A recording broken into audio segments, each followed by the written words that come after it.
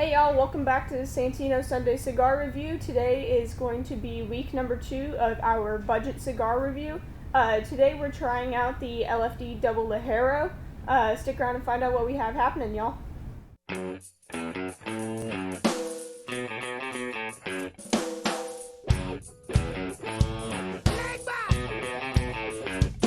it.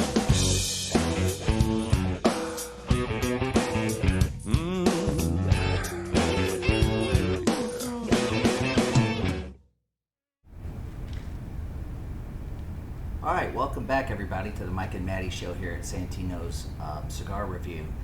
You know, I just want to start by reiterating something interesting. You said a budget-friendly cigar series, and I think it's safe to say most people don't think LFD is a budget-friendly cigar because most of their lineup is $10, $12 and up.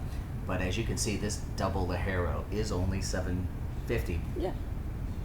Kind of told people the price right up front. But folks, it's an amazing cigar. So we're going to dive right into this.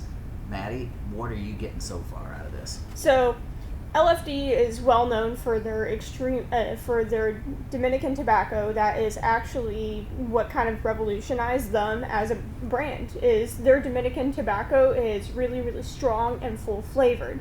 Now, before LFD really decided to shake things up, Dominican tobacco was known for being extremely mild and not having much, body to it whatsoever. But LFD decided to do their Double Ligero.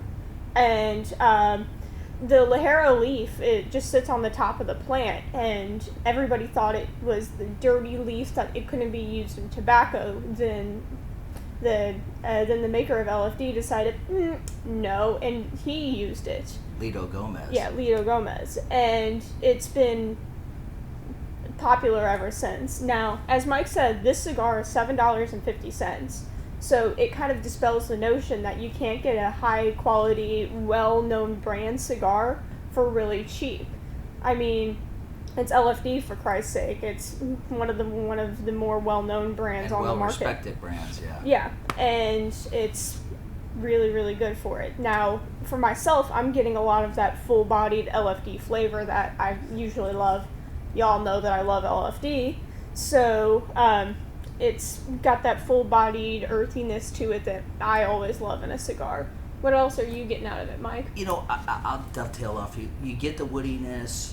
I get the earthiness. Of course, that spice and pepper, that white pepper, that hot peppers in the front of your tongue, your palate, but not in the back of your throat, or So it's a well-balanced, I think, cigar. But it's traditionally kind of what you would think an LFD or even maybe a Nicaraguan tobacco would taste like. It's interesting because you would think at first smoke, you're smoking a Nicaraguan tobacco, not Dominican tobacco. And I think that's the gem of LFD.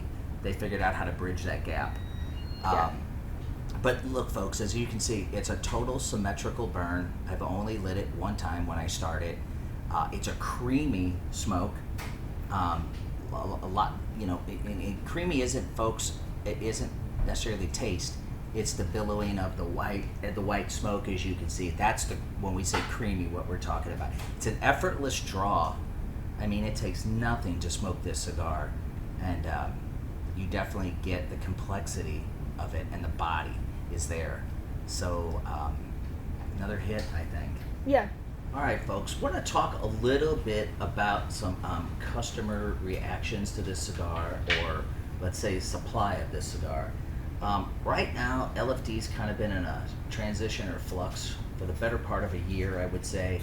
I think they're just having a hard time keeping up with the demand. The cigar, the lineup that they produce is so good that they're just having a production issue right now. So everybody just has to be patient. I think most of your stores around the country are going to have LFD. They might not have the full complement they would like, as we don't either sometimes. But we have a fresh batch coming in this week. But other than that, they are trying to ramp up production, I hear, and they're getting back on track.